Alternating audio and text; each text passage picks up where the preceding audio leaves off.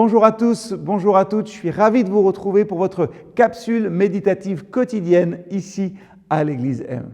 Tout au long de cette semaine, j'ai pris des versets très courts pour nous conduire dans nos méditations. Et aujourd'hui, c'est le verset 5 du psaume 30. Sa colère ne dure qu'un instant, mais sa bienveillance toute la vie. Les pleurs sont encore là le soir, mais au matin éclate la joie.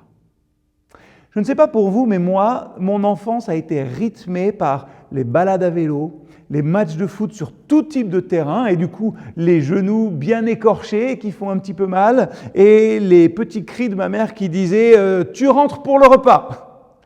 Jamais je n'ai pensé aux factures d'électricité, aux factures d'eau, au crédit à rembourser ou à simplement combien peut coûter le jean que je porte aujourd'hui. Je crois que les parents font tout leur possible pour épargner à leurs enfants le monde réel jusqu'à ce qu'ils soient en âge de le comprendre. Mais souvent quand même, dans nos vies, quelque chose se passe. Ça peut être une grosse déception, une épreuve qui nous donne l'impression que notre monde s'écroule. Ça peut être aussi, quelquefois, une responsabilité plus grande qui vous est donnée et qui vous pousse à élever votre niveau de jeu, comme on dit, à prendre plus de responsabilités. Notre réalité change tout au long de notre vie et nous aussi nous changeons. C'est ce qu'on appelle grandir, je crois. Pour moi, par exemple, ça a été une grosse opération pour mon papa.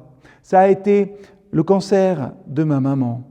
Je n'ai jamais rencontré une seule personne qui puisse faire l'économie de ce changement dans sa vie. Oui, c'est compliqué de grandir, équilibrer une vie, équilibrer nos relations, mener une carrière, répondre et payer les factures, les responsabilités et toute l'incertitude qui va avec notre vie. Tout ça, ça peut sembler parfois écrasant. Mais j'ai fini par comprendre une chose cependant, c'est que ce qui dans notre vie parfois nous fait pleurer, nous conduira ultimement et de manière surnaturelle, je l'admets, à la grâce de notre Seigneur pour nous.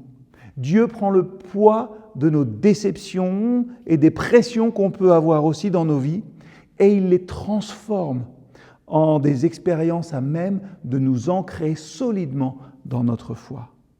On voit ça dans la vie de Jésus. Il a vécu la même tristesse que nous et il l'a endurée pour que nous sachions que Dieu, justement, peut sympathiser avec notre tristesse, qu'il peut la comprendre. Dieu ne nous juge pas et il ne s'attend pas à ce que nous nous remettions du chagrin. Mais lui s'y met avec nous. Et même, on voit cela dans la nuit, avant que Jésus ne soit livré, qu'il ne donne sa vie pour nous. Il s'est agenouillé dans un jardin, il a pleuré en priant pour que cette nuit douloureuse passe, mais il ne s'est pas défilé. Même s'il aurait pu, il savait que la grâce, pas simplement pour lui mais pour nous tous, était de l'autre côté de son chagrin et de sa douleur. Quand nous ne pouvons pas voir au-delà de nos chagrins, nous pouvons avoir confiance. Dieu voyage avec nous et avec son amour au milieu de nos tempêtes. Alors, qu'est-ce qui vous chagrine aujourd'hui ? Ne serait-il pas temps de prier et de remettre cela au Seigneur pour apercevoir la grâce qui se cache de l'autre côté ? À très vite.